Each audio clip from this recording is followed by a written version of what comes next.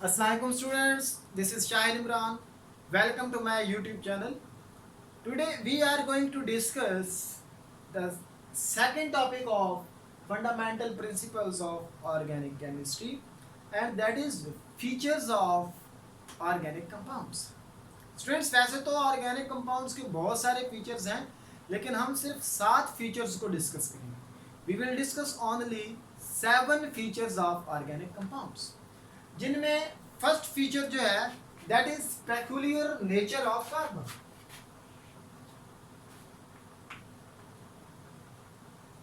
Peculiar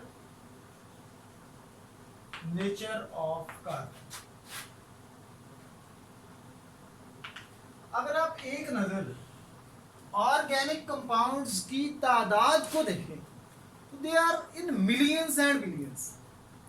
organic compounds की इतनी ज़्यादा तादाद की वजह, उसमें एक reason peculiar nature of carbon भी है. पेक्यूलियर नेचर, पेक्यूलियर एक डिफरेंट, एक मुनफरिद, एक यूनिक बिहेवियर कार्बन का है पीरियोडिक टेबल में मौजूद बाकी तमाम एलिमेंट से, and that is the process of catenation. Students, catenation carbon के अलावा और भी elements like silicon, boron, phosphorus ये भी कैटिनेशन शो करते हैं, लेकिन जो मैक्सिमम, जो एक्सट्रीम लेवल की कैटिनेशन है वो कार्बन में है. इसलिए कार्बन के कंपाउंड्स बाकी तमाम एलिमेंट्स की निस्बत सबसे ज़्यादा है. Now what is catenation? एक क्वेश्चन भी इस हवाले से आता है, डिफाइन कैटिनेशन. Short question. या ये क्वेश्चन इस तरह से भी आता है कि carbon forms, why carbon forms millions of compounds. Why carbon form a variety of compounds? So the answer is catenation. दो पॉइंट्स इसमें हम डिस्कस कर सकते हैं, एक कैटिनेशन और दूसरा multiple bonding nature of carbon. Catenation को अगर हम डिफाइन करें तो this is the self linking property of atoms of an element. Self-linking property of atoms of an element to form long chains and rings. Self linking, अपने साथ ही bond बनाना, और इसकी जो वजह है that is the strong bond energy, the high bond energy, catenation. अब अगर carbon के लिए आप देखते हैं तो देखें, कार्बन कार्बन एटम्स के साथ इस तरह स्ट्रेट चेन में जुड़ सकता है. कार्बन कार्बन एटम्स के साथ इस तरह से जुड़ा हो कि ब्रांच भी मौजूद हो. ये डिफरेंट वैरायटी ऑफ कंपाउंड इससे हो जाएगी. इस तरह कार्बन जो है वो इस तरह से जुड़े कि रिंग बना ले, तो ये फिर उनसे डिफरेंट वैरायटी होगी. तो कैटिनेशन या self linking property of carbon atom to form long chains and rings, that is the answer here.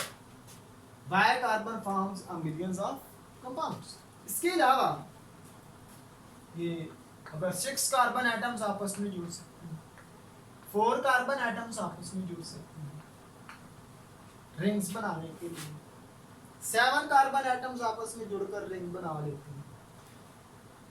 एक कैटिनेशन, और दूसरा इसमें जो पॉइंट है वो मल्टीपल बॉन्डिंग नेचर है.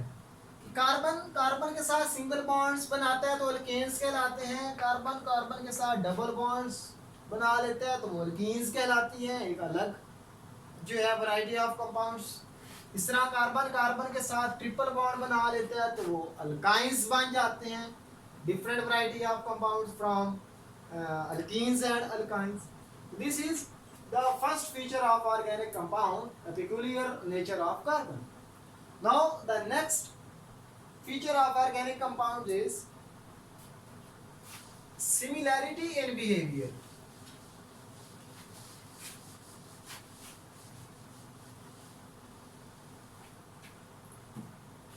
सिमिलैरिटी इन बिहेवियर,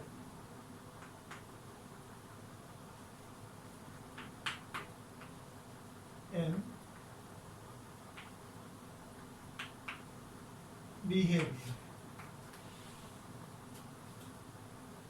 बहुत सारे ऑर्गेनिक कंपाउंड्स में एक क्लोजेस्ट रिलेशन मौजूद होता है और उस क्लोजेस्ट रिलेशन को आप एग्जाम्पलीफाई कर सकते हैं with the help of homologous series. Homologous series क्या है? Homo for same and logous members, जो सेम नेचर के सेम प्रॉपर्टीज रखने वाले members. Series a group of members having same chemical properties,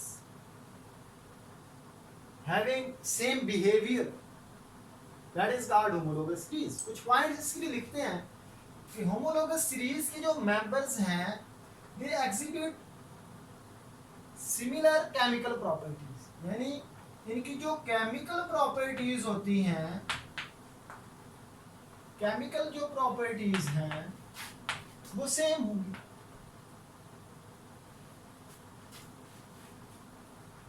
इनका जो मेथड ऑफ प्रिपरेशन है, method of preparation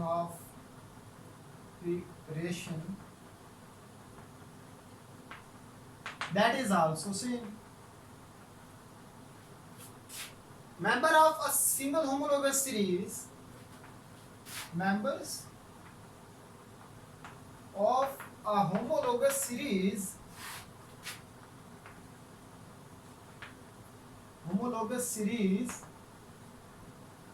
are represented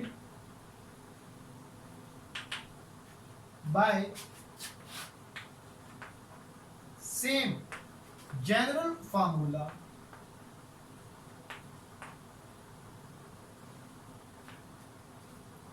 like अगर हम अल्केन्स के लिए अल्केन्स की बात करें तो सारे अल्केन्स का जो जनरल फार्मूला है दैट इज CnH2n+2। अगर हम अल्कीन्स की बात करें तो CnH2n, और अगर हम अल्काइंस का जनरल फार्मूला लिखें तो CnH2n-2। आप कोई भी अल्कीन और अल्काइन लेंगे तो ये इस फार्मूले को फॉलो करेंगे। लेट्स सपोज अगर आप मैं एक अल्कीन लेता हूँ C4H10, ये एक मॉलिक्यूल है। आप इन फार्मूलों की मदद से चेक कर सकते हैं whether this molecule is alkane, alkene और अल्काइन।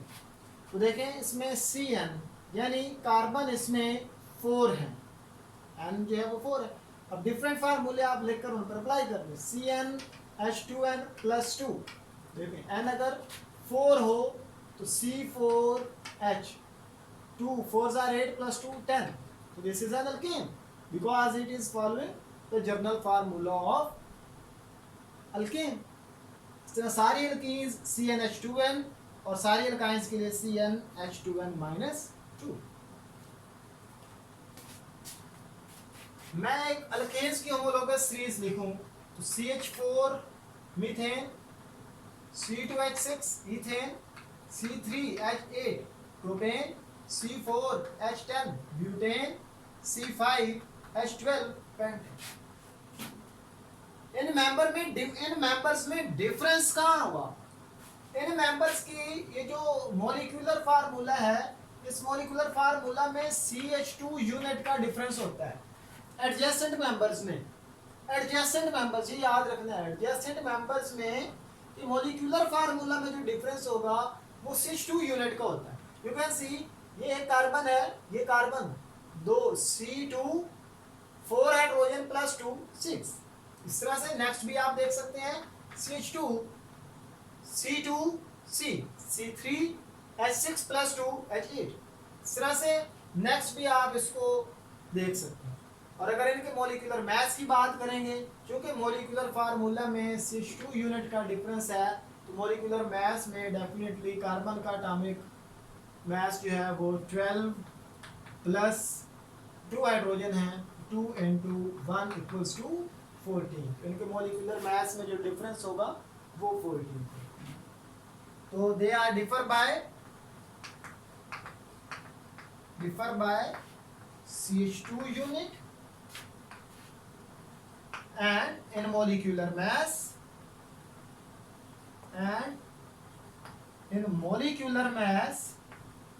में डिफरेंस क्या होगा 14 यूनिट्स।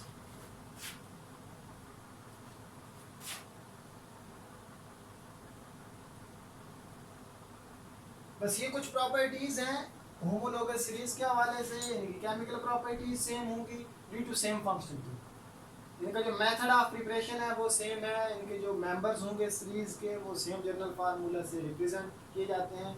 इनके जो मॉलिक्यूलर फार्मूला है उनमें CH2 यूनिट का डिफरेंस आएगा और इनके मॉलिक्यूलर मास में 14 यूनिट्स का डिफरेंस आएगा। एक और डिफरेंस भी लिख लें इनकी फिजिकल प्रॉपर्टीज के हवाले से। इनकी physical properties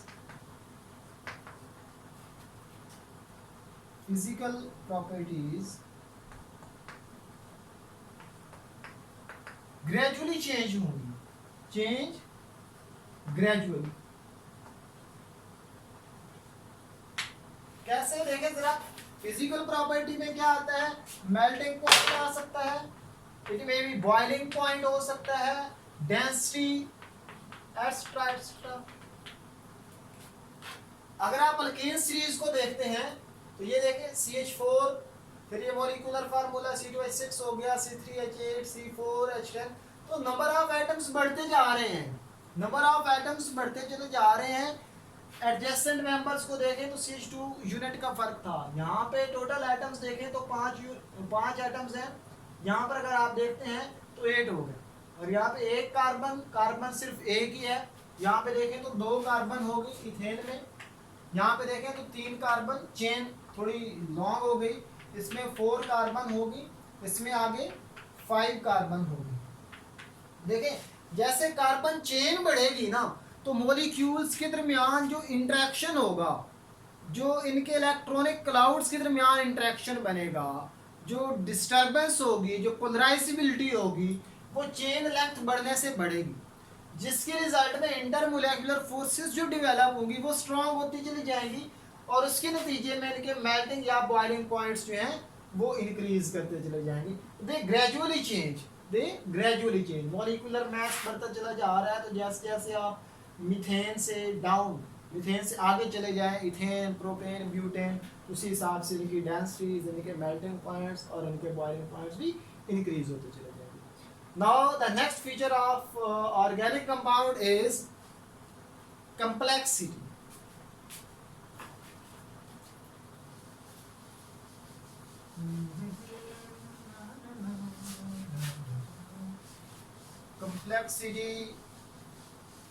Complex nature of organic compounds.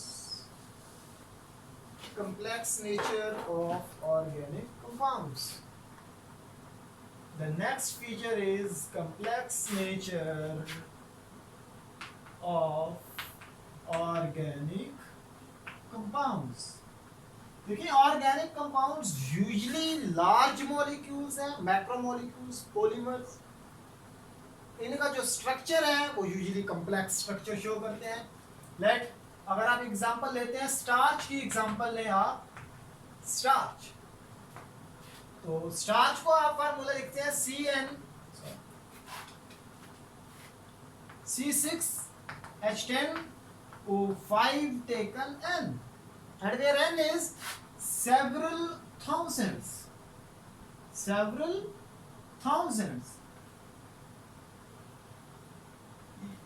क्या मतलब हुआ, मीन्स के ये जो यूनिट है C6H10O5 ये एक यूनिट है और इस तरह के थाउजेंड्स यूनिट्स मिले तब जाकर स्टार्च का एक मॉलिक्यूल बनेगा। नाउ यू कैन इमेजिन कि कितना लार्ज मॉलिक्यूल है। इस तरह के लेट्स सपोज 1000 यूनिट्स ही आपस में मिल रहे हूं तो कितना बड़ा मॉलिक्यूल है, उसका स्ट्रक्चर कितना कम्प्लेक्स होगा, कितना लार्ज होगा। इस तरह से अगर आप प्रोटीन्स के हवाले से बात करें, प्रोटीन्स के मॉलिक्यूलर मास के हवाले से बात करने चले, तो प्रोटीन्स का जो मॉलिक्यूलर मास है, मॉलिक्यूलर मास जो है दैट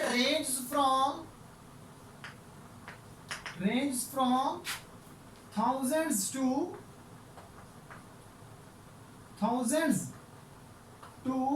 millions।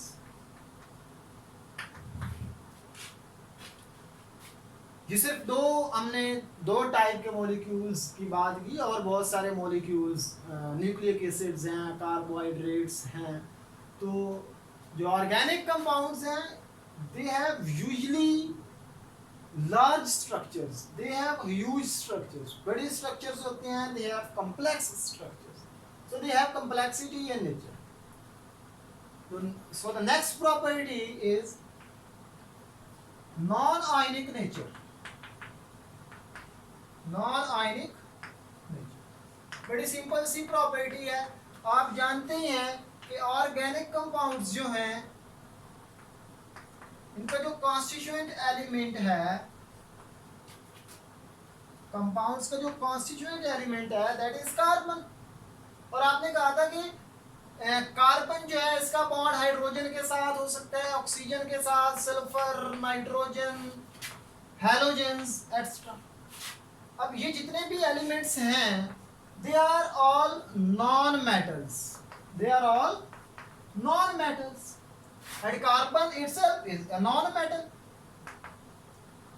तो जब भी हम नॉन मेटल का नॉन मेटल के साथ बॉन्ड बनाएंगे, that is a covalent bond, that is a covalent bond। तो इसलिए जो ऑर्गेनिक कंपाउंड्स हैं, they are covalent in nature, they exist in molecular form, molecular form में ये एग्जिस्ट करते हैं। नॉन आयनिक नेचर में, यानी 3 डायमेंशनल लैटिस में एग्जिस्ट नहीं करते, बल्कि ये मॉलिक्यूलर फॉर्म में एग्जिस्ट करते हैं, कोवलेंट नेचर के। Now the next property is rate of reaction.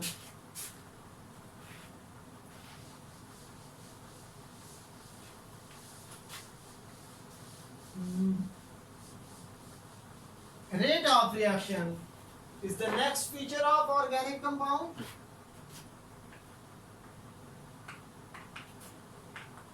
Rate of reactions। फिर से एक बार फिर वही पॉइंट पहले वाला ही, कि जो ऑर्गेनिक कंपाउंड्स हैं, ऑर्गेनिक कंपाउंड्स जो हैं, ये कोवलेंट नेचर के हैं, कोवलेंट नेचर, यानी मॉलिक्यूलर फॉर्म में एग्जिस्ट करेंगे। इसलिए इनके जो रेट ऑफ रिएक्शंस हैं वो स्लो हैं और इनकी यील्ड कम होगी। देखिए, अगर आप रिएक्शन की बात करते हैं ना, तो रिएक्टेंट्स के जो बॉन्ड्स होते हैं वो ब्रेक होते हैं और फिर नए बॉन्ड्स बनते हैं, तब जाकर हमारे पास प्रोडक्ट बनता है। यानी रिएक्शन में क्या हो रहा होता है कि जो फॉर्मर बॉन्ड्स होते हैं वो ब्रेक होते हैं, यानी बॉन्ड ब्रेक, बॉन्ड ब्रेकेज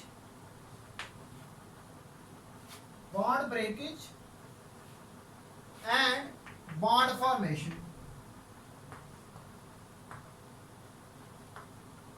तो ऑर्गेनिक कंपाउंड्स की जो रिएक्शन है उसमें ये दोनों प्रोसेस हो रहे होते हैं, बॉन्ड ब्रेक होने और फिर नए बॉन्ड्स बनने हैं।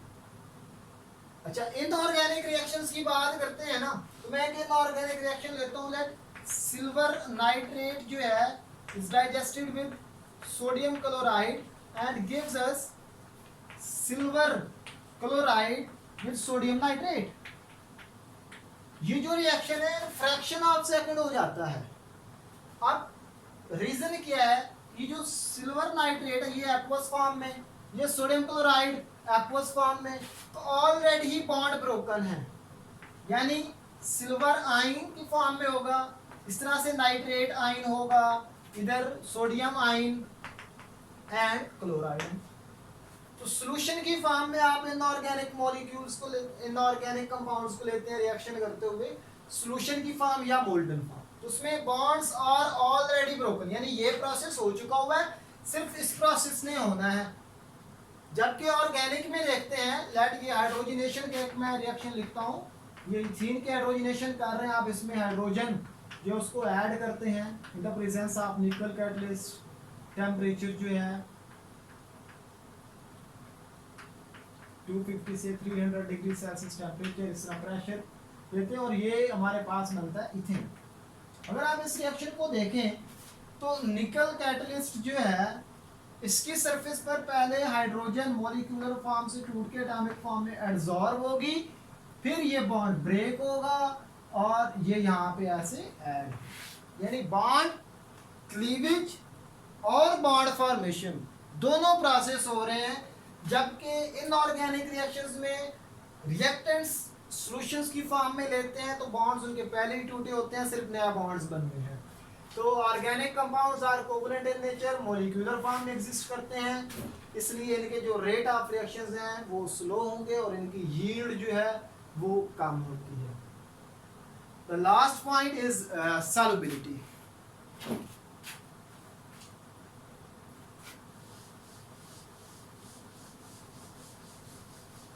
The last feature of organic compound is solubility.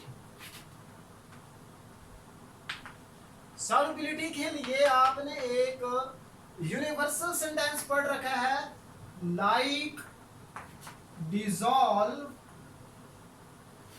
like। क्या मतलब इसका?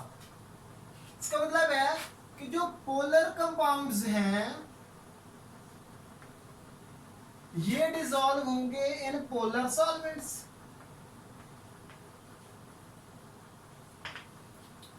और जो नॉन पोलर कंपाउंड्स होंगे, नॉन पोलर कंपाउंड्स जो होंगे they will dissolve in non polar solvents. अब ऑर्गेनिक कंपाउंड्स की तरफ आ जाए, क्योंकि हमने solubility in organic compounds discuss करनी है। Not all the organic compounds, but most of the organic compounds are non-polar in nature. Right? अगर आप मेथनॉल की बात करते हैं तो ये पोलर है, वाटर में डिसॉल्व हो जाएगा, एथेनॉल डिसॉल्व हो जाएगा। लेकिन ये जो हाइड्रोक्सिल ग्रुप के साथ जो कार्बन चेन है ना, ये देखें यहाँ पे एक कार्बन, यहाँ पे दो कार्बन, अगर इस कार्बन चेन की आप लेंथ बढ़ाते चले जाएं तो ये नॉन पोलर चेन है, this is non polar chain. तो ये हाइड्रोफोबिक बना देगी मॉलिक्यूल, वाटर को रिपेल कर देगी, हाइड्रोजन बॉन्डिंग नहीं करने देगी, तो सॉल्युबिलिटी डिक्रीज हो जाएगी। इसी तरह से अगर आप फॉर्मिक एसिड की बात कर लें, जो लोअर कार्बोक्सिलिक एसिड्स हैं ये सॉल्युबल हो जाते हैं, लेकिन अगर आप इस कार्बोक्सिल ग्रुप के साथ लगी हुई कार्बन चेन को बढ़ाते चले जाएंगे तो क्या होगा, नॉन पोलर कैरेक्टर बढ़ता चला जाएगा और मॉलिक्यूल्स की सॉल्युबिलिटी पोलर सॉल्वेंट्स में कम होती चली जाएगी। सो द ऑर्गेनिक कंपाउंड्स, क्योंकि हमने इनकी कम्प्लेक्सिटी नेचर, कम्प्लेक्स नेचर के बारे में भी अभी हमने पढ़ा, तो usually they have large structures, ये यूजुअली नॉन पोलर है।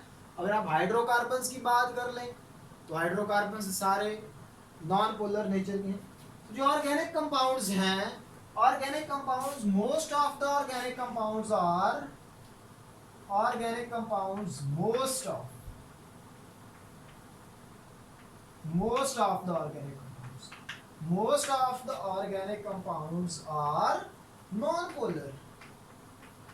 और अगर ये नॉन पोलर है तो फिर ये डिसॉल्व किस में होंगे, non polar solvents like benzene,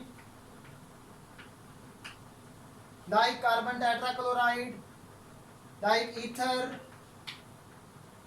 carbon disulfide, इन कंपाउंड्स में ये डिसॉल्व होंगे। तो स्टूडेंट्स, हमने features of organic compounds total 7 features को डिस्कस किया है। दिस इज शायर Imran, thank you for watching, Allah Hafiz.